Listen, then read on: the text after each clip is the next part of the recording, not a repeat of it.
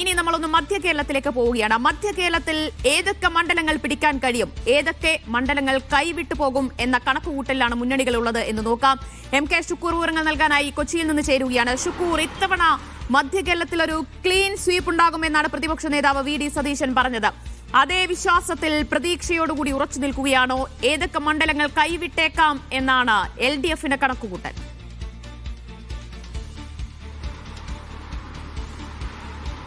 ദിവ്യ, മധ്യ കേരളത്തിൽ ഒരു സ്വീപ്പ് ഉണ്ടായാൽ മാത്രമേ പ്രതിപക്ഷത്തിന് UDFന് ഒരു ഭരണം ഇത്തവണ ലഭിക്കാൻ സാധ്യതയുള്ളൂ.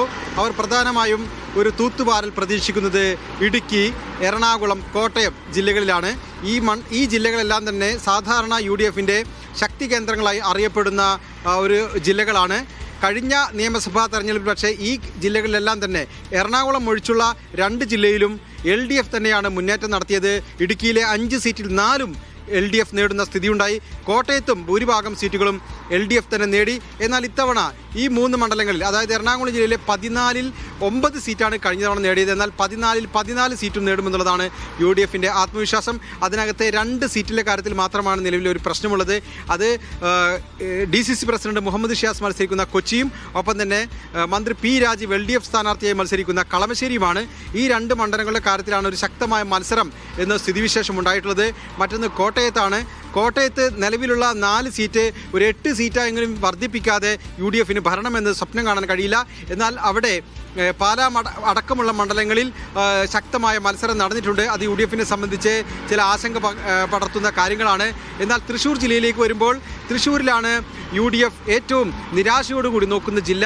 കാരണം നിലവിൽ അവിടെ 13ൽ 1 സീറ്റ് മാത്രമാണ് UDFനുള്ളത്, ചാലക്കുടി സീറ്റ്. അതിൽ ഒരു 4ഓ 5ഓ ആയി വർദ്ധിപ്പിക്കാതെ UDFന് ഭരണം പ്രതീക്ഷിക്കാനാവില്ല. എന്നാൽ 4ഓ 5ഓ എന്നുള്ളത് ഏറ്റവും പരമാവധി പെർഫോമൻസ് എന്ന രീതിയിലേക്ക് വരുമ്പോഴാണ് 4ഓ 5ഓ സീറ്റ് ലഭിക്കുക. കാരണം കോൺഗ്രസിൻ്റെ സംഘടനാ സംവിധാനം അവിടെ സമ്പൂർണ്ണമായി തകർന്ന് തരിപ്പണമായിരിക്കുകയാണ്. അതുകൊണ്ട് തന്നെ ആ രീതിയിലുള്ള ഒരു പെർഫോമൻസ് നടത്താൻ നിലവിൽ അത്ര എളുപ്പമുള്ള കാര്യമല്ല. അത്രയ്ക്കും മുകളിലുള്ള ഒരു തരംഗം മാഞ്ഞു വീശിയാൽ മാത്രമേ തൃശ്ശൂരിൽ എന്തെങ്കിലും തരത്തിലുള്ള അത്ഭുതം കാണിക്കാൻ UDFന് സാധിക്കുകയുള്ളൂ.